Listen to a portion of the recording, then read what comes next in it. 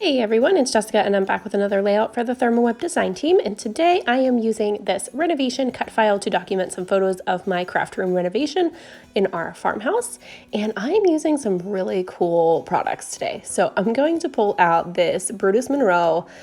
This is one of the clear toner sheets, and I'm actually going to foil this with some rainbow foil. This is the Deco foil transfer sheets, and this is the rainbow shattered glass, and I just love it. I think it's so gorgeous, and I'm just sandwiching it between the crafted carrier sheets and running that through my hot laminator.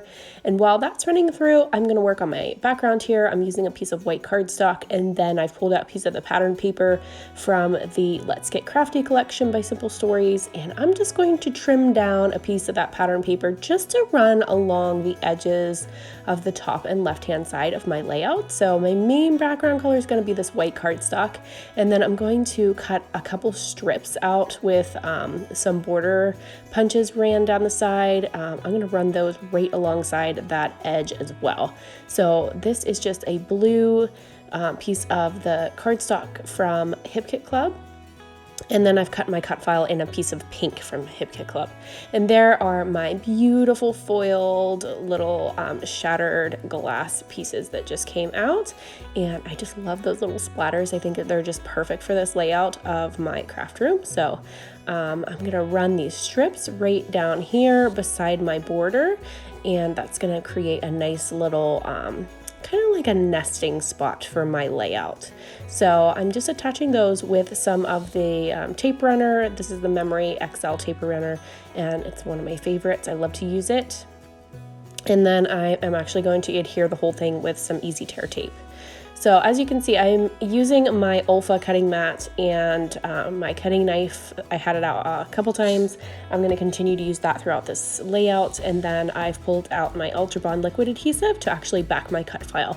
So my first part I'm backing here is going to be my little hammer on the T, and I'm going to back that just with some vellum. So I'd adhered it down, and then I am just cutting out around it. So that's one way that you can back your cut files. Sometimes I make my cutting machine do all my work for me, but for this particular one, I just decided to just back it manually.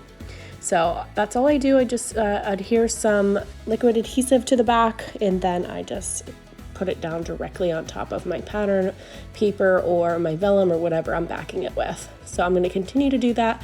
I'm going to use the rest of this background paper to back the rest of the cut file so that I can pull in all of those pretty colors. And then it's the same thing. I'm just going to cut around it and just trim the excess off.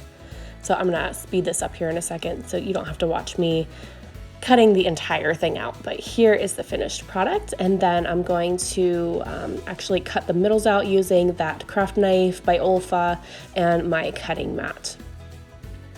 So you can see I just kind of use my knife here to just cut around the edges of the insides of the letters, and I cut around where they're not supposed to be.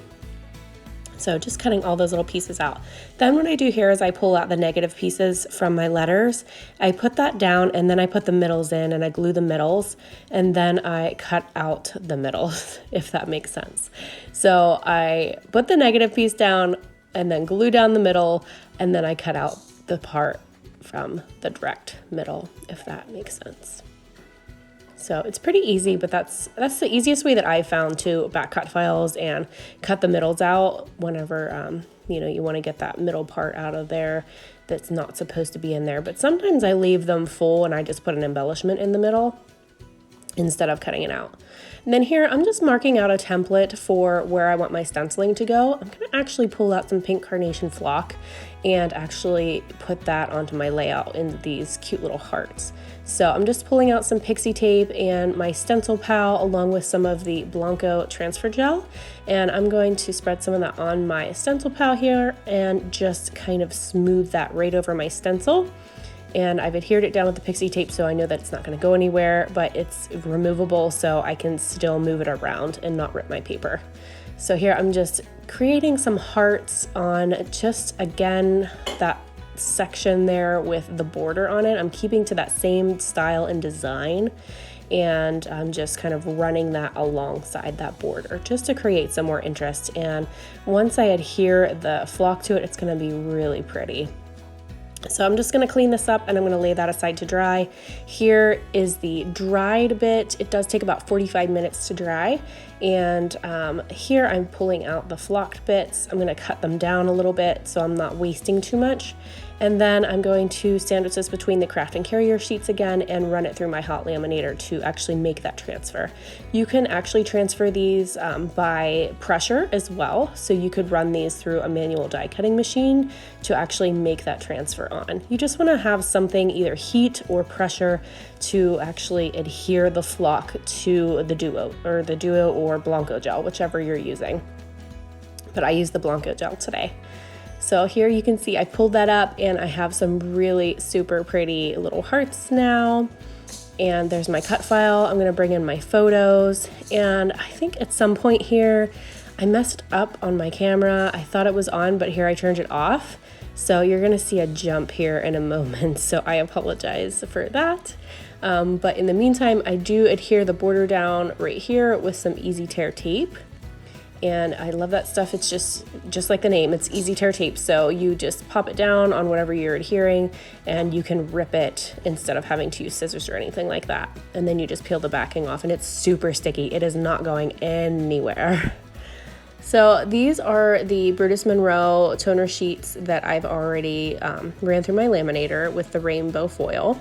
And I'm just cutting out, kind of fussy cutting around some of these little splatters. And I'm just going to use sections of this because I don't want it to be super harsh with that square line the whole way around my layout. I want it to kind of blend in and just kind of highlight my cut file and my photos. So I'm just going to put it down just like that.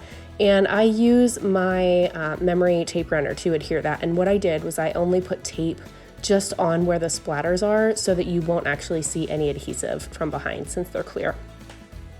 And here I'm just pulling out some embellishments from that Simple Stories Let's Get Crafty collection, and I'm gonna put a couple of those on there. I'm not gonna really need a whole lot of embellishments on this one because it's pretty busy. It's a super busy layout for me and super colorful. My layouts are usually kind of blues and greens, so it's nice to do some pinks once in a while, which I've been in kind of a pink mood lately, so that's been kind of nice. But yeah, I'm just pulling out a few embellishments from this collection, nothing too crazy. I'm going to mat all my photos with some smooth white cardstock first. I just use some scraps from cut files and things. I have a little scrap bin here that I pull out of, and that's what I'm using here. So I'm gonna back them first with that, and then I'm gonna back them again with this other pattern paper from the collection. And then I'm going to actually distress the edges too with my edge distresser. And if you don't have an edge distresser, you can use just the edge of your scissors to kind of scuff them up. I'm pulling out some 3D foam squares. I'm gonna pop up a couple of these embellishments just for some dimension. And then I'm actually gonna pop up this entire cut file as well because I really like that dimension in my layout. And I wanna make sure that that cut file, that big title kind of is a nice focal point and kind of an anchor for my photos. So I'm gonna pop that up so it's more 3D on my layout. So I'm just cutting apart pieces of the jumbo foam tape roll and just placing that down right on my back of my cut file, and then just peeling off the pieces here.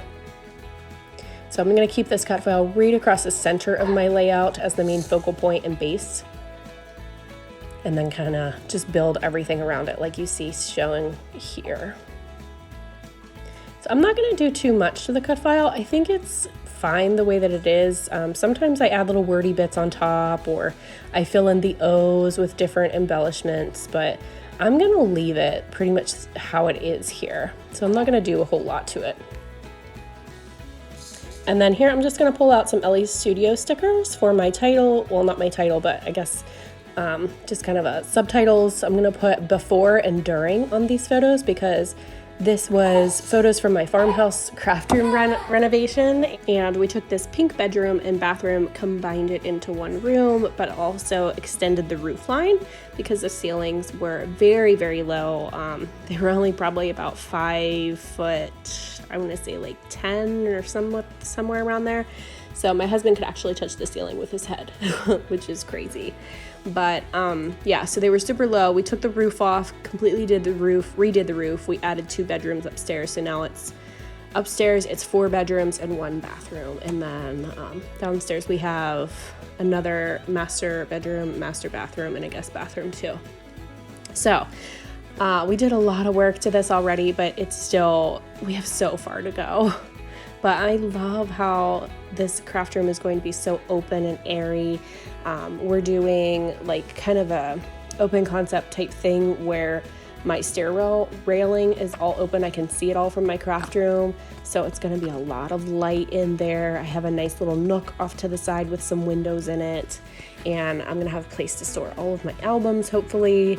So it's also going to overlook the hallway and my boys' bedrooms, so I can see them playing and kind of running between their bedrooms, but it's going to be great when it's done. So here is the finished layout.